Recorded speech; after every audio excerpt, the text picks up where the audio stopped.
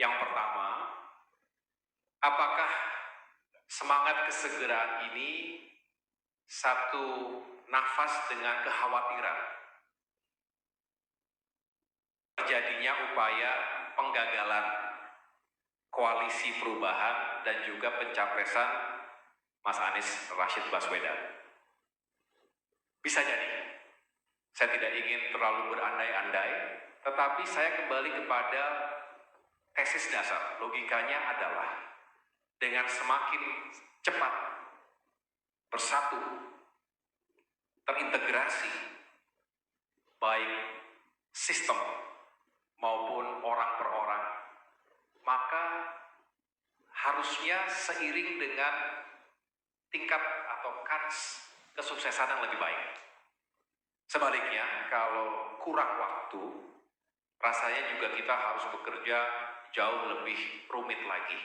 Saya tadi berkelakar sekaligus menjadi pengingat kepada kita semua, Indonesia itu luas, bukan negara kontinental yang bisa ditempuh dengan perjalanan darat saja. Seringkali lewat udara, seringkali lewat laut, dan penduduk kita besar. Pemilih kita 200 juta orang. Berusaha untuk mendapatkan 1% saja, artinya memenangkan 2 juta suara. Sedangkan nanti masa kampanye hanya 75 hari.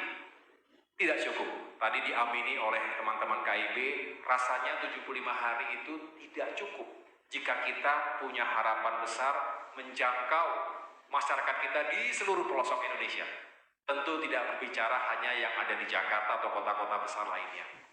Dengan demikian, perlu mesin yang bekerja dengan sangat efektif.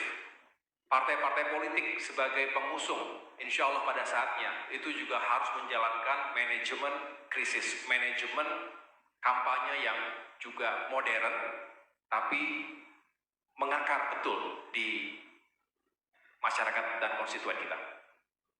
Jadi, kami kembali ke tujuan besar tadi.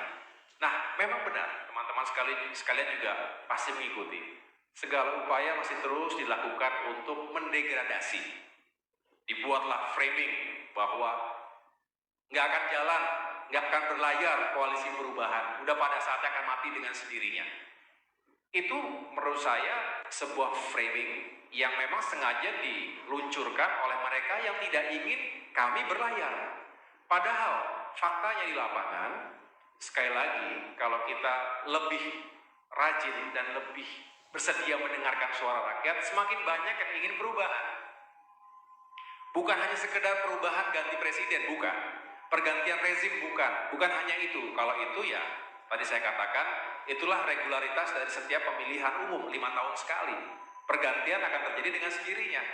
Tetapi perubahan dan perbaikan yang mendasar, yang fundamental, tadi saya sudah jelaskan, isu ekonomi kesejahteraan, isu keadilan dan penegakan hukum, serta isu demokrasi dan kebebasan sipil.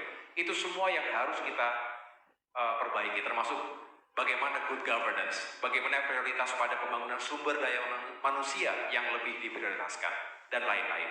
Jadi, insya Allah, kalau kita semakin solid, semakin segera bisa menyatakan bahwa 3 partai ini siap mengusung pasangan yang juga siap bertempur dalam pilpres nanti, rasa-rasanya lebih baik, jauh lebih baik, dan kita bisa bekerja secara lebih giat lagi dan lebih terukur.